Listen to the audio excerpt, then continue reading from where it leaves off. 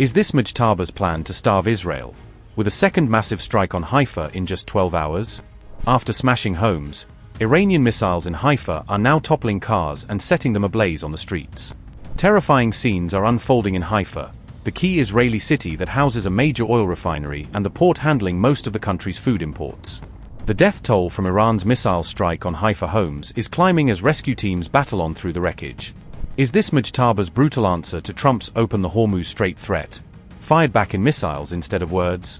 With President Trump setting a deadline for Iran to reopen the Strait of Hormuz, Tehran has sharply intensified its strikes on Israel. Just hours after damaging a residence in Haifa and killing at least 2 people, Iran struck the city again on the morning of April 6. According to reports, a missile carrying a cluster warhead caused massive damage in the key port city of Haifa. The cluster warhead scattered bomblets across a wider area, increasing destruction on the ground and making interception far more difficult. One of the bomblets ignited a car fire, while another caused a vehicle to flip over, the Times of Israel reported. Rescue forces rushed to multiple impact sites across the city, though there were no immediate reports of fresh injuries from the latest strike.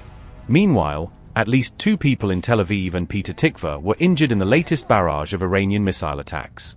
Just hours earlier, a missile strike on a Haifa apartment building left 2 people dead, 4 others injured, and a desperate search underway for 2 more still missing. Reports said the 2 victims were recovered dead after being pulled from the rubble of the missile-hit building in Haifa. Rescue teams said the bodies were located only after hours of intensive search operations at the collapse site. Despite several interception attempts, the Israeli military failed to stop the incoming Iranian missile. The IDF later said it had launched an investigation into why the interception failed. At the same time, Iran's proxy Hezbollah also launched air attacks, widening the assault on Israel. Hezbollah stepped up rocket and drone strikes across northern Israel, triggering sirens multiple times. In Israel's Deir al-Assad village, a Hezbollah rocket strike injured at least 6 people, according to reports. Another Hezbollah drone struck a home in Shomrat town, causing damage but no injuries.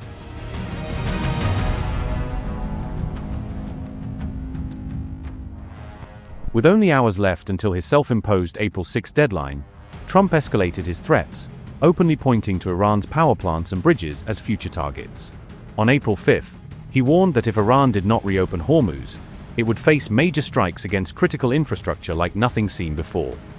The profanity-laced language in his latest post suggests not just resolve, but deep frustration that Iran has not yet bowed to weeks of US and Israeli pressure. Trump said, and I quote, "Tuesday will be power plant day and bridge day, all wrapped up in one, in Iran. There will be nothing like it. Open the strait, you crazy, or you'll be living in hell, just watch."